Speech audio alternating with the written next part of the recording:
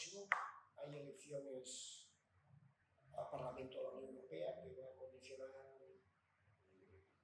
la Unión Europea, por tanto la Comisión, el Consejo, a la Unión Europea en los próximos 5 años, ¿no? Y para tener un poco una visión práctica, económico-financiera de esto, pues tengo a mi izquierda a una persona relevante para las personas que nos interesan estos temas, que es Carlos Gasoliva y Mor. Bueno, voy a presentar a Carlos, a Carlas. Él ha sido, aquí he intentado yo resumir, ¿no? Tu trayectoria. Tienes muchas vertientes, ¿no? Tienes una vertiente institucional, has sido diputado al Parlamento Español durante 3 legislaturas, si no recuerdo mal. Has sido diputado al Parlamento Europeo 2 o 3 legislaturas también. 18 años. 18 años. Después tú has sido senador. Sí, una legislatura. Después has sido una cosa, digamos, hay una vertiente que para mí es la que yo no soy de ahí para valorar, pero valoro especialmente cuando fuiste presidente del Patronat Català por Europa, ¿no? En los años anteriores de entrar en la Unión Europea y posteriores dirigías un centro que era de referencia para cualquier estudioso, empresa o institución que estuviera interesada en la Unión Europea. Era un centro, digamos, de non-profit, pero que ayudaste a muchísimas empresas, a muchos académicos, y eras un lugar de referencia. Has sido también el presidente de un centro de estudio de opinión, el CIDOC, ¿no? que, si no me equivoco, es miembro el Ministerio de Exteriores español, ¿no? El Ministerio de Exteriores del Gobierno de España. Es uno de los patrones, hay diversas instituciones. Lo más importante para mí del CIDOC, que es un think tank que le llamamos Barcelona Center for International Affairs, es que en un muy prestigioso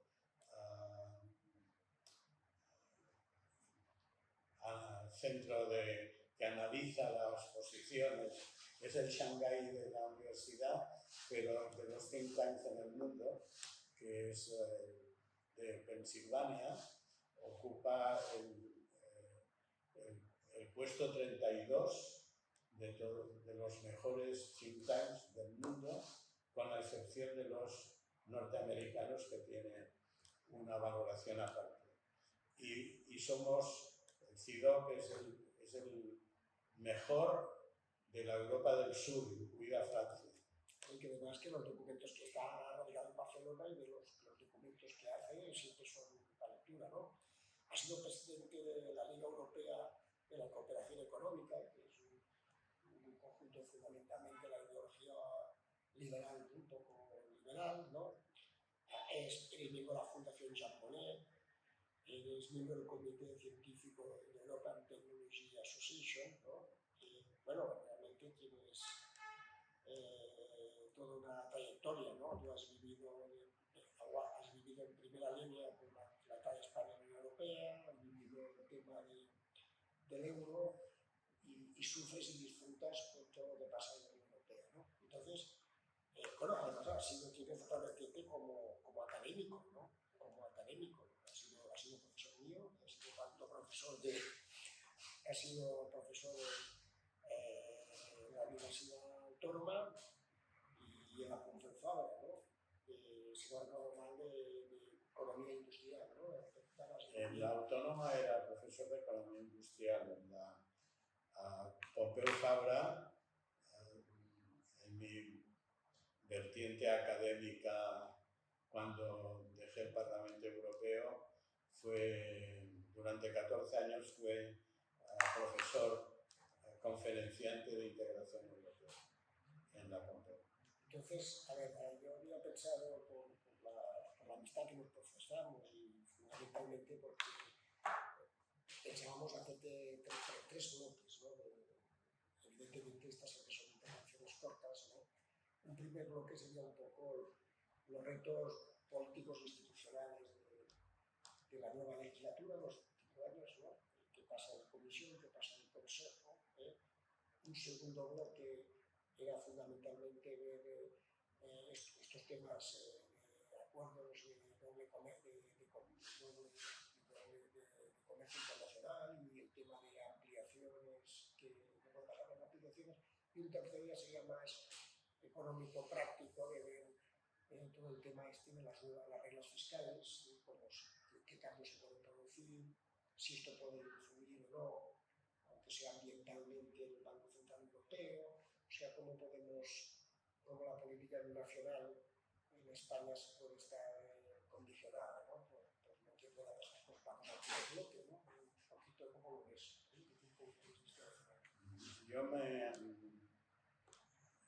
Como es lógico, le dedico una gran atención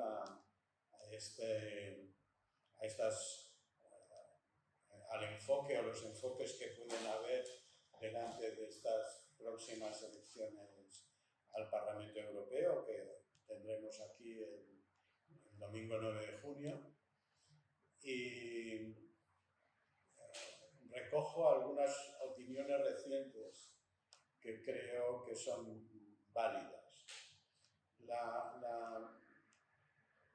Una es la del presidente de la República Francesa, Emmanuel Macron, que hizo un discurso muy centrado en el análisis de la situación europea en su futuro, donde él, en la Sorbona, no lo hizo en el Parlamento, no lo hizo en un foro habitual, lo hizo en la Sorbona, muy solemne, y él fija 3 grandes ejes para la nueva etapa que se inicia este año con las elecciones al Parlamento Europeo. Uno es la tecnología y la necesidad de que Europa se ponga al día en la vanguardia tecnológica delante de los 2 grandes gigantes ahora, que son Estados Unidos, pero también China. El otro, obviamente, en el cual Europa ha sido líder y es líder, pero desgraciadamente porque no le siguen muchos detrás de las grandes economías y potencias internacionales, que es el tema del cambio climático. Y el tercero, y también para Macron muy importante, es la necesidad de responder a las agresiones a nivel internacional y sobre todo en Europa, que es el tema de la guerra en Ucrania, con una muy potente Europa de la defensa. Esta opinión, que es más rica, según el discurso evidentemente, es más rica con más matices y más elementos, coincide con unas opiniones también recientes de Draghi, muy respetado por su labor en el Banco Central Europeo, y al cual la Comisión Europea le encargó un informe sobre competitividad y que será presentado formalmente a finales del próximo mes de junio. Pero él en alguna entrevista ya ha adelantado que estamos, es decir, que las instituciones de la Unión Europea, el enfoque tradicional que se da en la Unión Europea, el juego de las instituciones para responder a los retos que tiene la Unión Europea, que he señalado en coincidencia con la opinión de Emmanuel Macron, él lo califica de un mundo de ayer y que ya no estamos viviendo el mundo de hoy. Y este mundo de hoy exige un cambio radical. Radical en el enfoque de las instituciones, de las relaciones, en relación con las relaciones a nivel internacional, a nivel geopolítico, a nivel económico, que coincide con también la opinión de Enrico Letta, gran europeísta, en la actualidad presidente del Instituto Jacques Delors en París, que señala que la Unión Europea tiene la imperiosa necesidad de hacer un cambio radical. Él lo enfoca desde el mercado interior y las insuficiencias actuales, la amenaza del proteccionismo, partes inacabadas que están en los tratados de la Unión Europea de Economía, que podemos tratar más tarde. Por lo tanto, la necesidad de un cambio radical, fruto de unos retos y de una situación geopolítica y de una sociedad que se está transformando y que lleva temas muy controvertidos, como pueden ser, desde el punto de vista de la respuesta de la Unión Europea a la agresión rusa en Ucrania, hasta el tratamiento de la inmigración o el medio ambiente. Bueno, creo que Macron tiene un discurso un poco triste, ¿no? Un poco más bien de preocupación, ¿no? No, es que estamos muy preocupados. Es que si uno mira el panorama internacional y europeo, es para estar preocupados. Una de las preocupaciones que se destacan a nivel de la Unión Europea y de las próximas elecciones es el avance y el peso de las posiciones llamadas ultraconservadoras, que en el Parlamento Europeo ya tienen peso, pero todas las encuestas señalan que tendrá un peso aún superior, y además hay estados como Hungría, como Eslovaquia, como Holanda, como Suecia, donde las posiciones conservadoras y ultraconservadoras, a base de alianzas, han ganado mucho peso en relación con hace 5 años. Por lo tanto, estos estados previsiblemente propondrán a personas para el Colegio de Comisarios, para la Comisión Europea, que darán un cariz más conservador o mucho más conservador con la actualidad, precisamente en temas considerados muy delicados y en los cuales se exige este cambio radical que comentaba antes, como por ejemplo inmigración, respuesta a las agresiones, en el caso en territorio europeo de Rusia, pero a nivel más general, la definición de bloques, donde clarísimamente en los últimos tiempos vemos el peso creciente en la escena geopolítica de China, la cual ha mostrado una orientación de soporte a Rusia, ¿no? Lo cual toca muy de cerca a la propia Unión Europea y a la respuesta que ésta debería dar a esta agresión. O sea, que tenemos por delante, unos meses muy importantes. Ahora un poco tendríamos que, desde un punto de vista empresarial, es muy importante conocer qué estados qué propuestas de ampliación existen, ¿no? Y algún tratado comercial preferido, por ejemplo, con el Mercosur, ¿no? ¿Está previsto algún Sí, desde el punto de vista económico, desde hace un par de años la economía de la Unión Europea tiene un crecimiento escaso, por no decir nulo, muy basada en la situación económica alemana, que tuvo un trimestre en recesión el año pasado, y también en el cambio de modelo, un modelo en el cual hay la necesidad de una nueva, como diría yo, de un nuevo paradigma energético, es decir, nos basábamos, y sobre todo Alemania y otros estados de la Unión Europea se basaban en una fuente de energía, sobre todo gas y también petróleo ruso, que ha quedado, desde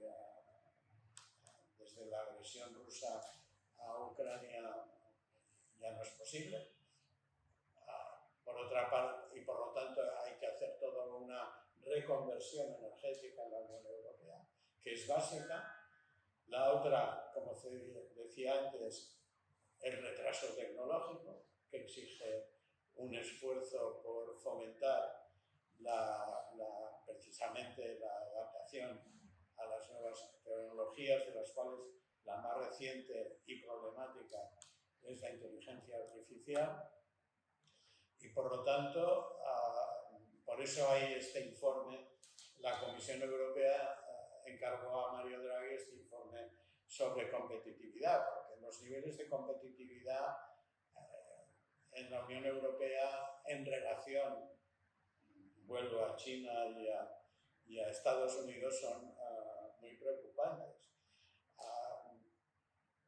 Por lo tanto, ello lleva a pedir, como propugna Letta y defiende la actual presidencia de la Unión Europea, a proponer un fortalecimiento del mercado interior, delante de una amenaza muy fuerte por parte de los Estados Unidos de proteccionismo, que ya está practicando, pero por otra parte, porque muchas de estas propuestas políticas ultraconservadoras o que están al extremo del conservadurismo actual, propugnan nacionalismos económicos, con lo cual había y proteccionismos económicos, con lo cual había una regresión en lo que es fundamental para la Unión Europea, que es su mercado interior. Ello lleva también, y esto con un fenómeno reciente de una propuesta de fusión bancaria en España, pero que se ha hecho eco también los analistas a nivel económicos a nivel de la Unión Europea, y hay una presión intelectual, por decirlo de alguna manera, de los pensadores, de los think tanks económicos de la Unión Europea, para conseguir algo que ya está en el Tratado de la Unión, pero que no por falta de voluntad de la Comisión Europea, sino por falta de acuerdo por parte de los Estados miembros, no se llega a conseguir, que son las uniones en el ámbito económico y financiero. ¿Cuáles son estas uniones? La unión de los mercados de capitales, la unión bancaria y, muy importante, la unión fiscal. Es decir, que haya una auténtica autoridad en la capacidad de disciplinar las economías para que se alcancen los acuerdos a los cuales se comprometen los propios estados, pero después no siguen, como vemos en el caso de los objetivos de deuda o de déficit. Esto también tendría que llevar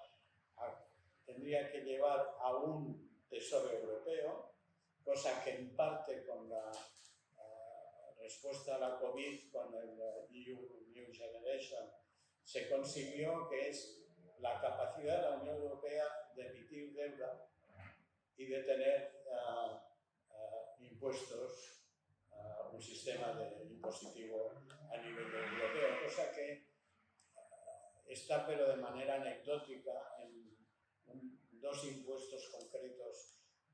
carácter medioambiental. Pero, digamos, ampliaciones previstas de ampliaciones en los próximos 5 años no están previstas ampliaciones. No, pero las negociaciones llevan a una previsión de una ampliación de una Europa de 37, 10 más que los actuales, en el oriente, en la parte en el este y sur de Europa. Y esto, cuando se trata este tema, que es un tema que se considera políticamente esencial en el debate, en la dinámica de la Unión Europea, nos encontramos con una parte con que la lógica de la Unión Europea es que todos los estados que quieran estén en la Unión Europea, estados del continente europeo. La frontera responde a aquella definición de la Unión Europea que dio Charles de Gaulle, del Atlántico a los Urales.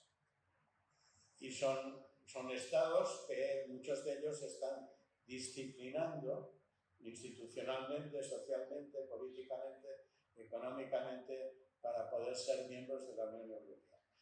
Pero eso también está, si no recuerdo mal, en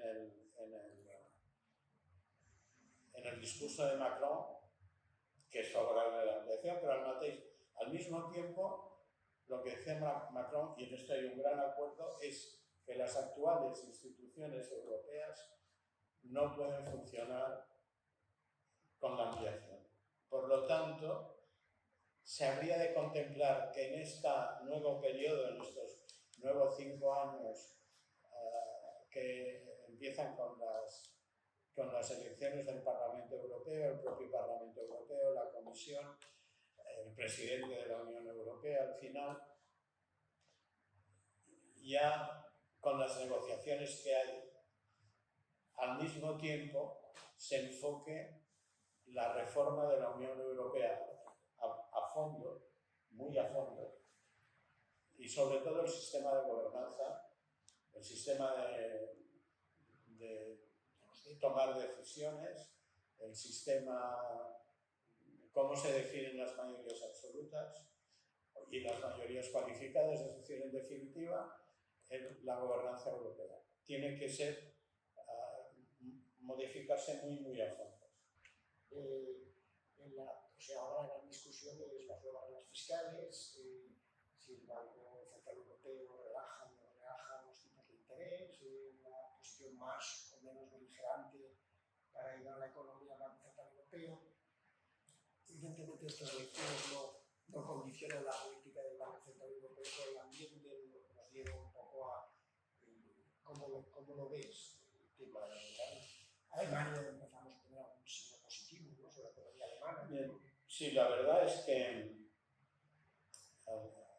hemos de agradecer el estatuto del Banco Central Europeo, que dice que es, y que le da el Tratado de la Unión, que es totalmente independiente, como lo deben ser los bancos centrales de los Estados miembros.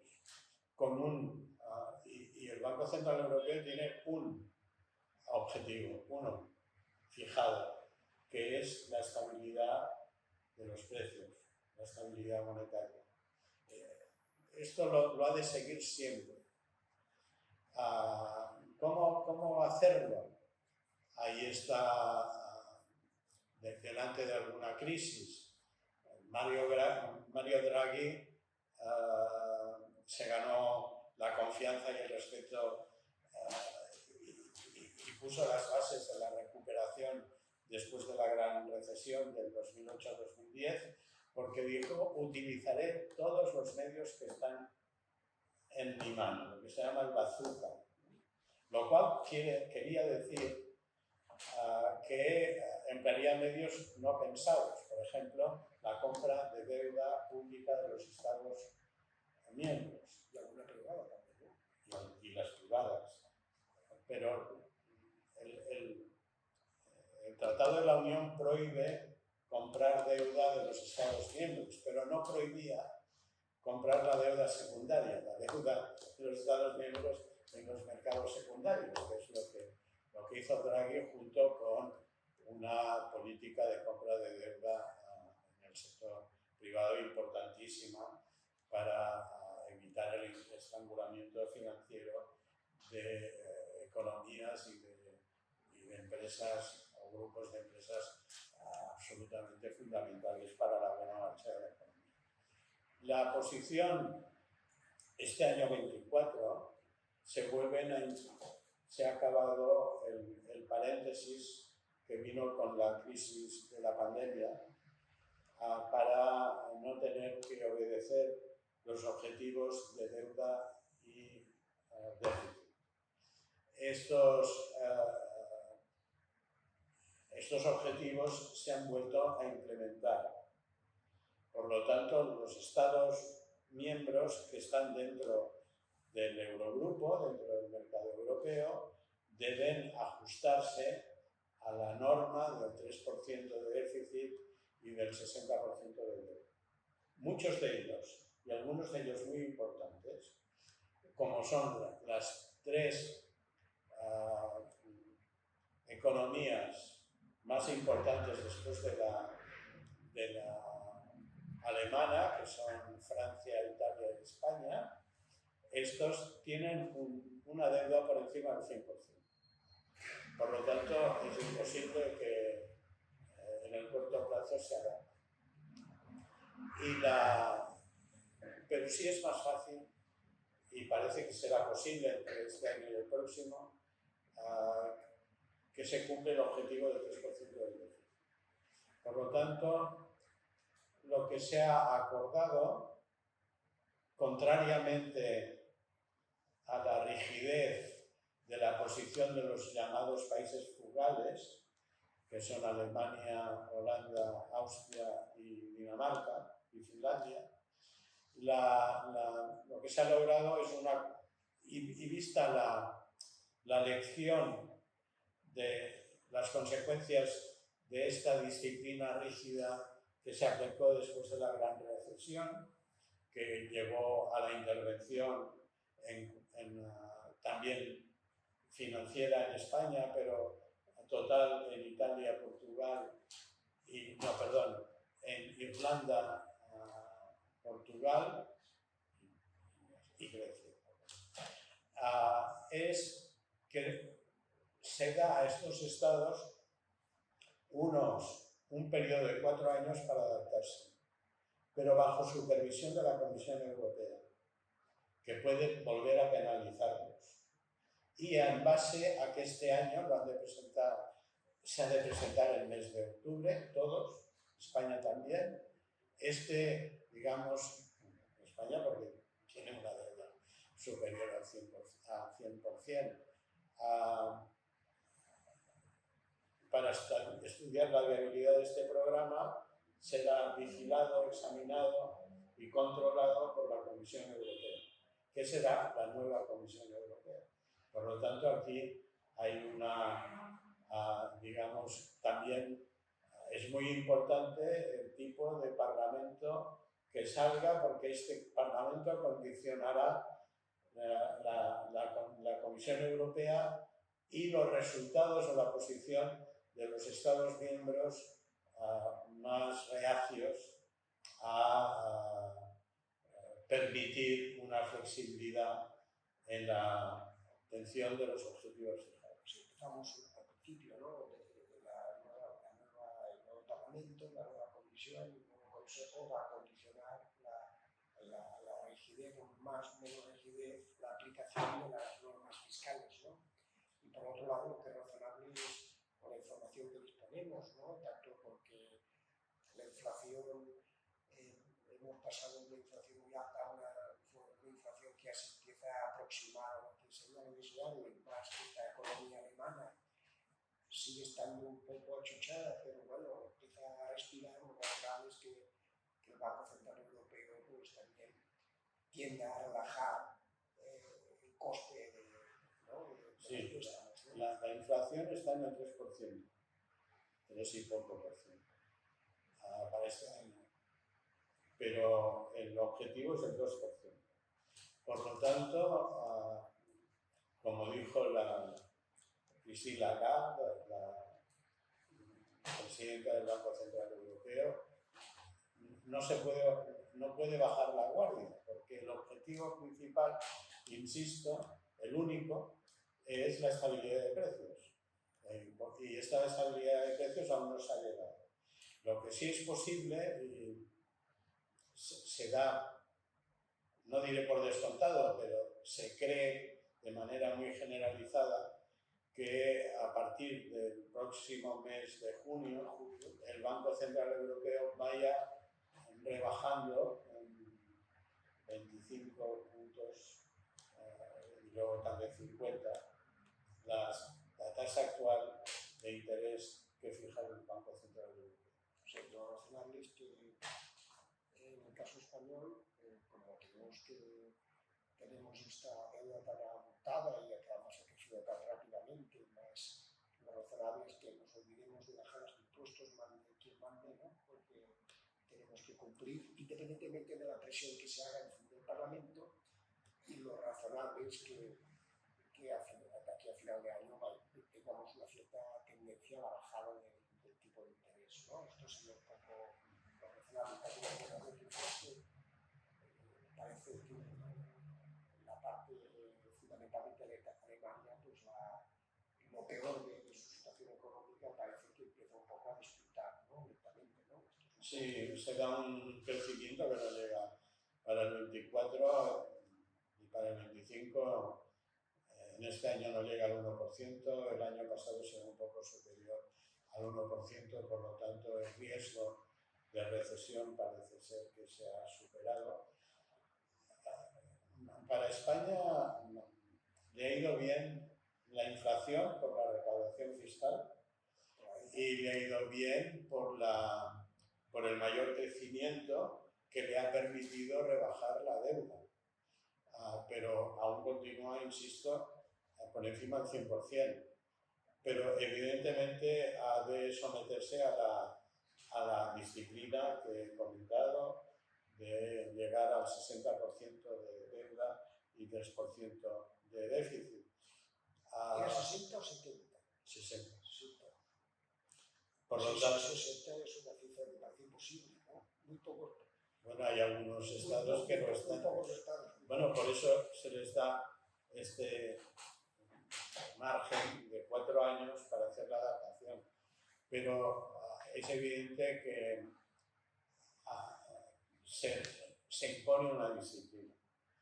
Y esto lo veremos en octubre, como el gobierno español presenta este programa para adaptarse a la disciplina que exige ser miembro, estar en el Eurogrupo, estar en la moneda del euro. Pues bueno, Carlos, de verdad, aquí podríamos estar mucho rato hablando, ¿no? Porque nosotros podemos justificar el espectacular crecimiento que ha tenido la economía española, el nivel de vida, ha sido un gran proyecto de la Unión Europea, el euro, y por tanto es un tema que nos afecta directamente, ¿no? Además, hoy en día en este mundo de bloques, pues estás en algún lugar o recibes de todos, ¿no? Pues muchísimas gracias, yo te agradecemos muchísimo y estas elecciones, hombre, habrá que intentar ir a votar, ¿no? Porque si todo se nos afecta, que se ha de votar.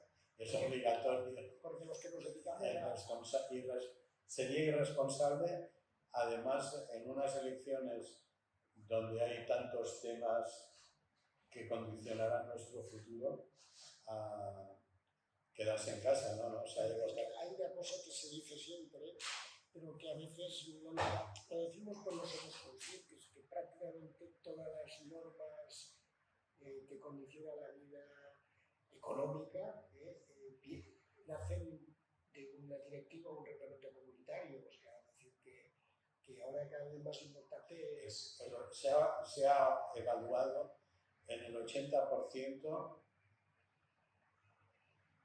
del total de normas que se aplican en España se deciden en Bruselas, pero no se es consciente. No, por eso digo que lo decimos, pero hasta que no te pones en las entrañas del origen de las normas, no te das cuenta que esto hace unos años había un anteproyecto de directiva y ahí pues nada más Carlos, o sea, ha sido un honor y gracias. Bueno, seguro que servirá. Pues muchas gracias por su atención.